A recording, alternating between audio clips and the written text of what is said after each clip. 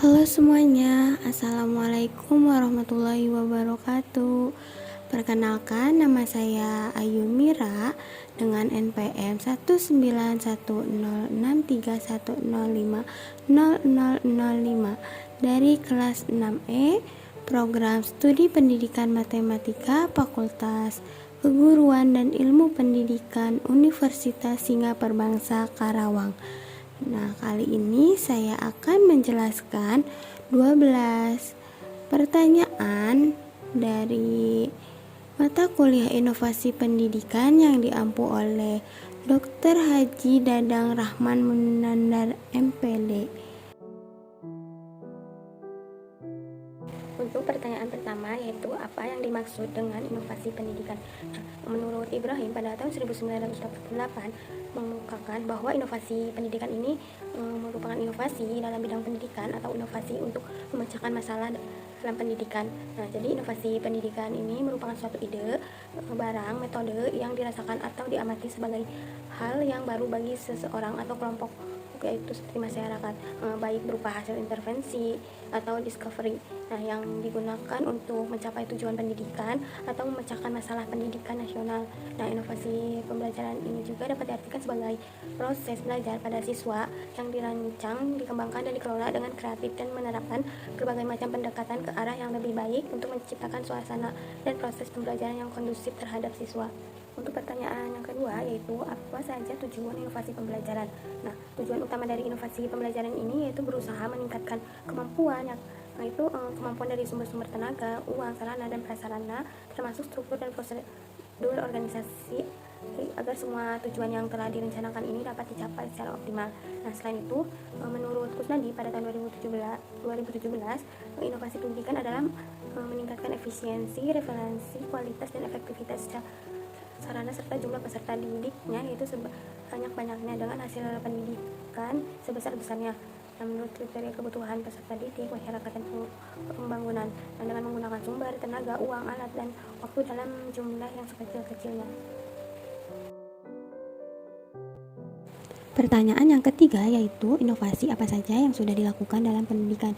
Nah, menurut Tendikpedia pada tahun 2022, inovasi yang sudah dilakukan dalam pendidikan yaitu inovasi dalam meningkatkan keterlibatan peserta didik, inovasi pembelajaran berbasis permainan, inovasi pembelajaran multimodal, inovasi pembelajaran jarak jauh, inovasi pembelajaran berbasis komunitas, inovasi virtual reality dan augmented reality. Nah, beberapa contoh inovasinya antara lain yaitu seperti program belajar jarak jauh, manajemen proses sekolah, pengajaran kelas rangkap, pembelajaran kontekstual, dan inovasi lainnya. Kemudian untuk pertanyaan yang keempat, yaitu apa itu inovasi produk dan apa contohnya. Nah, istilah inovasi produk ini merupakan upaya yang harus dilakukan oleh pelaku usaha untuk menciptakan, meningkatkan, mengembangkan, dan menyempurnakan suatu produk tersebut.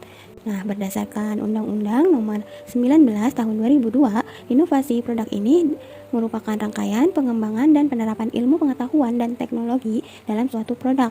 Nah, manfaat positifnya yaitu umpan balik konsumen untuk mengubah kombinasi produk dari yang sudah ada dan menemukan produk baru. Nah, jadi inovasi produk ini merupakan suatu cara baru untuk memecahkan masalah yang dihadapi banyak konsumen.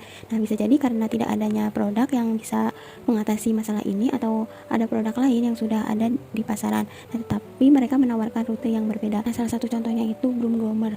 Nah, bisa kalian lihat pada tayangan berikut ini. Nah, pada broom groomer ini, kotoran seperti rambut, gumpalan debu, dan lainnya bisa tersangkut di antara rambut sapu ini.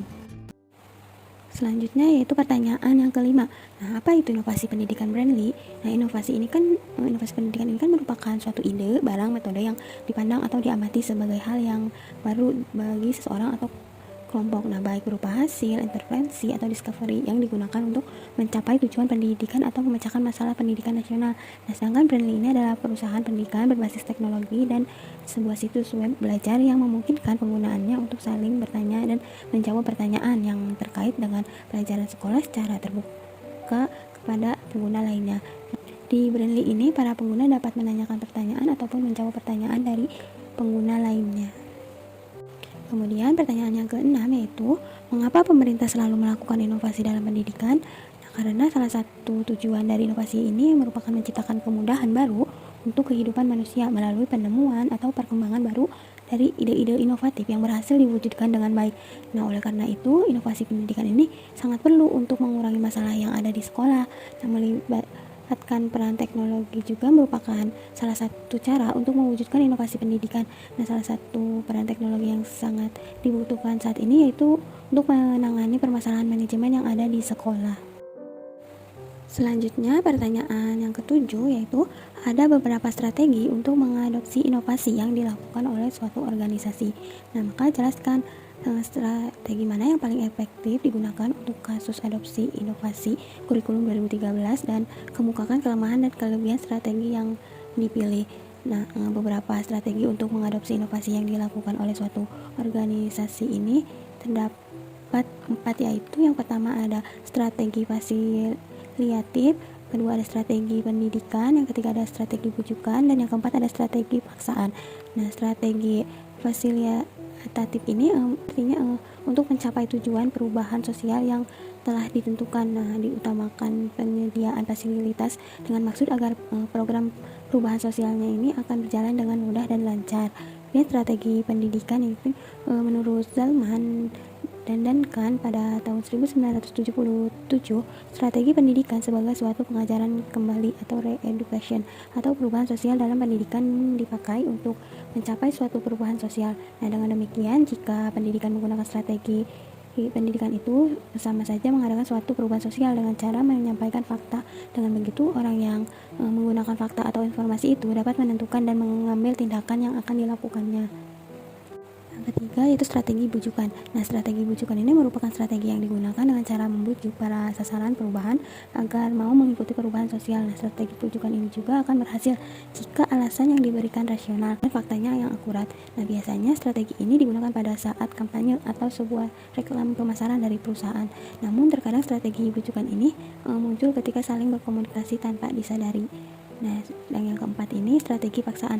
Strategi paksaan ini merupakan strategi yang digunakan dalam pelaksanaan program perubahan sosial dengan cara memaksa klien. Nah, untuk mencapai tujuan perubahan, apa yang dipaksanya itu merupakan suatu bentuk hasil target yang diharapkan.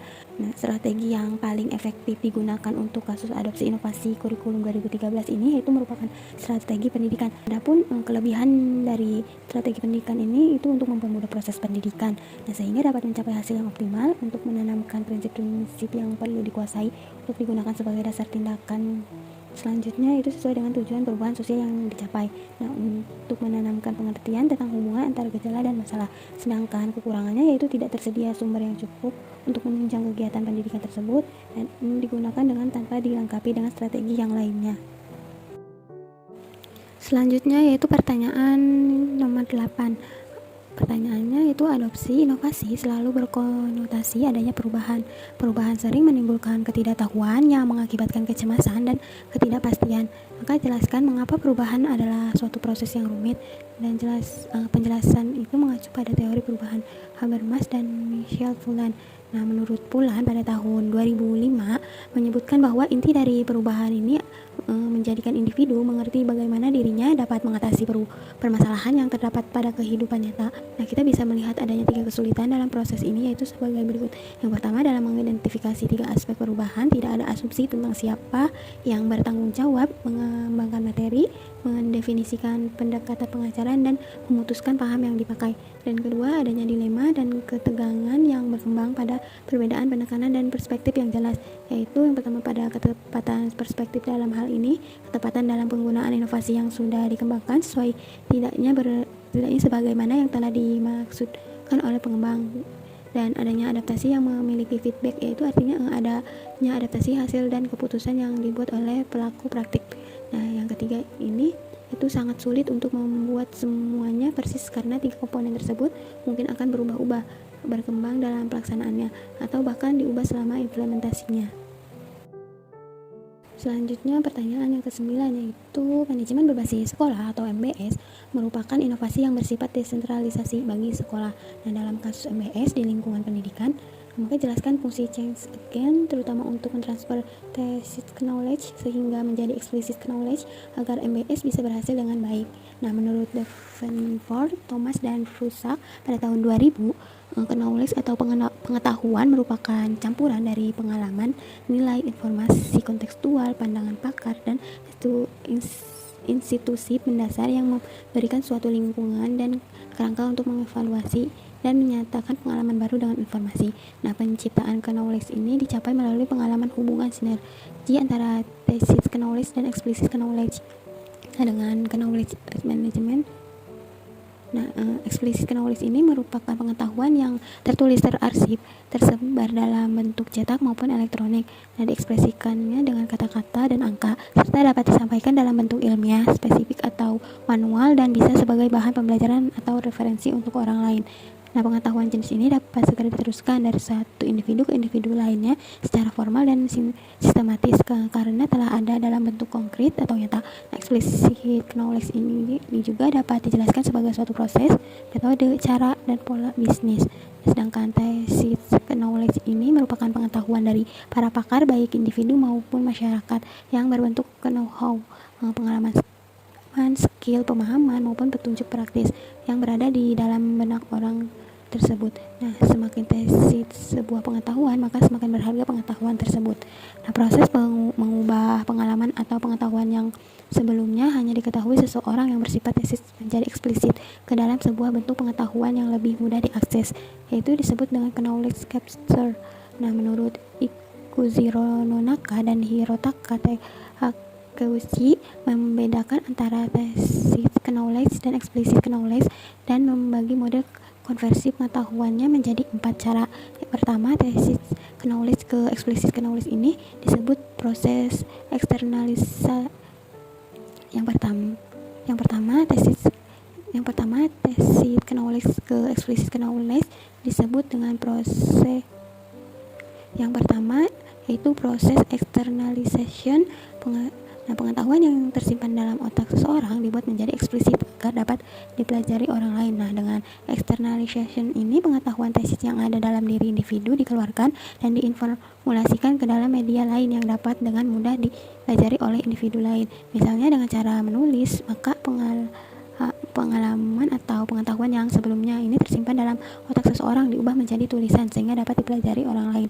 Nah, yang kedua yaitu proses socialization yang memungkinkan pengetahuannya ini bersifat tacit diubah melalui interaksi antara individu. Nah, transfer knowledge dari satu individu ke individu lainnya ini dalam bentuk tacit knowledge. Nah, socialization muncul dari aktivitas berbagai dan menciptakan pengetahuan tacit melalui pengalaman langsung. Dan yang selanjutnya ini yang ketiga yaitu proses combination. Nah, terjadinya melalui proses pengkombinasian beragam explicit knowledge yang memiliki oleh seseorang. Nah, mengorganisasi kumpulan explicit knowledge ke dalam satu bentuk media yang lebih sistematis melalui proses penambahan knowledge baru, kombinasi dan kategorisasi pengetahuan yang telah terkumpul. Kombinasi pengetahuan dapat difasilitasi melalui media seperti dokumen, pertemuan, komunikasi, ataupun melalui telepon. Nah, yang keempat yaitu proses internalization. Nah, proses ini berlangsung mirip seperti aktivitas belajar berlangsung dengan menangkap ide-ide. Nah, proses ini misalnya dilakukan dengan cara membaca buku. Pengetahuan yang terdapat di buku bersifat eksplisit dipelajari menjadi pengetahuan yang tersimpan dalam otak seseorang menjadi tacit knowledge. Proses belajar yang kemudian diikuti dengan learning by doing. Pertanyaan selanjutnya yaitu pertanyaan nomor 10. Bagaimana upaya sekolah melakukan kolaborasi yang bersifat di luar atau di dalam agar MBS dapat terlaksanakan sesuai dengan tujuan?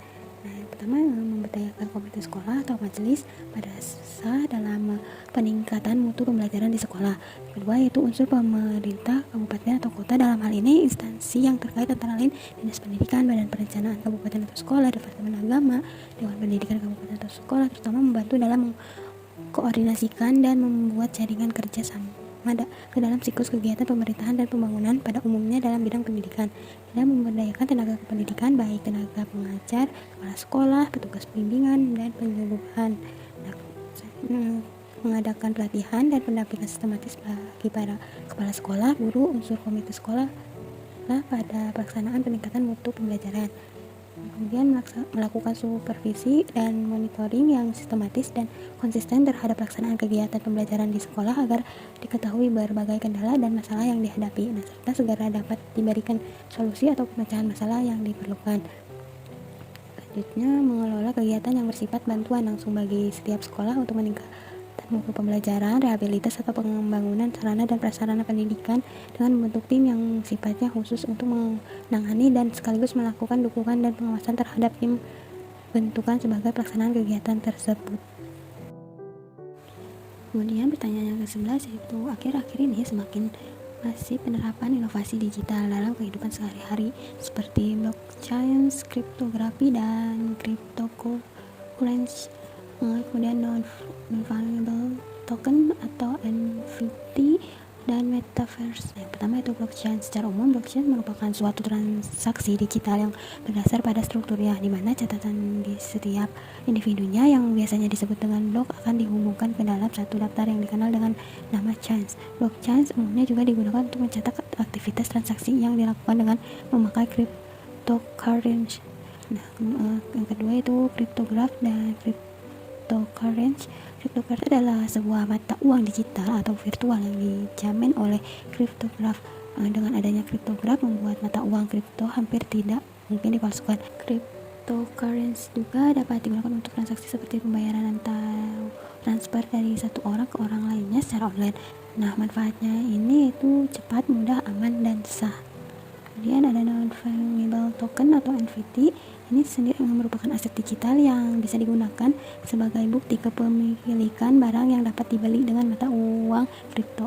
Kemudian metaverse ini merupakan sebuah dimensi virtual di mana pemain biasanya mewakili oleh avatar. Tujuan dari diciptakannya metaverse ini bukan lain untuk menjadi platform komunikasi yang modern dan mempermudah setiap orang untuk melakukan aktivitas sehari-hari seperti bekerja, bermain, bersosialisasi, bahkan konser secara virtual. Nah, salah satu contohnya itu pada blockchain digunakan untuk mencatat transaksi yang dilakukan dengan cryptocurrency seperti Bitcoin. Nah, pada gambar itu merupakan cara kerja dari Bitcoin. Nah, yang terakhir yaitu soal nomor 12.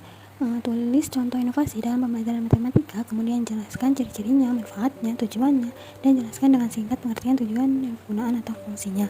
Nah, misalkan inovasi strategi pembelajaran rolling kognitif. Nah, strategi pembelajaran rolling kognitif ini dikembangkan oleh ahli psikologi kognitif yaitu Max Wertheimer pada tahun 1912. Nah, strategi ini berbeda dengan strategi yang menganut pada teori behaviorisme bahwa yang utama pada kehidupan manusia adalah mengetahui dan bukan respons. Nah, strategi ini lebih menekankan pemahaman atau insight dan pengamatan sebagai suatu alternatif. Nah, berkat pengalaman seorang siswi akan mampu mencapai pengamatan yang benar, objektif sebelum mencapai pengertian. Dan dalam strategi pembelajaran ini, siswa dihadapkan pada problem untuk mencoba memahaminya dengan upaya menghubungkan unsur-unsur dalam problem tersebut dengan menemukan makna yang terkandung di dalamnya. Nah, dengan demikian perlu adanya tukar informasi atau pengetahuan atau yang sering disebut rolling kognitif. Nah, dalam suatu pembelajaran ini. Nah, hal ini disebabkan kondisi kognitif setiap siswa berbeda dalam hubungannya dengan masalah belajar, pemahaman, dan ingatan. Nah, strategi pembelajaran rolling kognitif ini mempunyai arti suatu situasi di mana guru dengan siswa atau siswa dengan siswa lainnya itu bertukar pendapat secara lisan. Nah, saling berbagi gagasan dan pendapat. Pertanyaan yang ditunjukkan untuk membangkitkan diskusi berada pada tingkat kognitif yang lebih tinggi.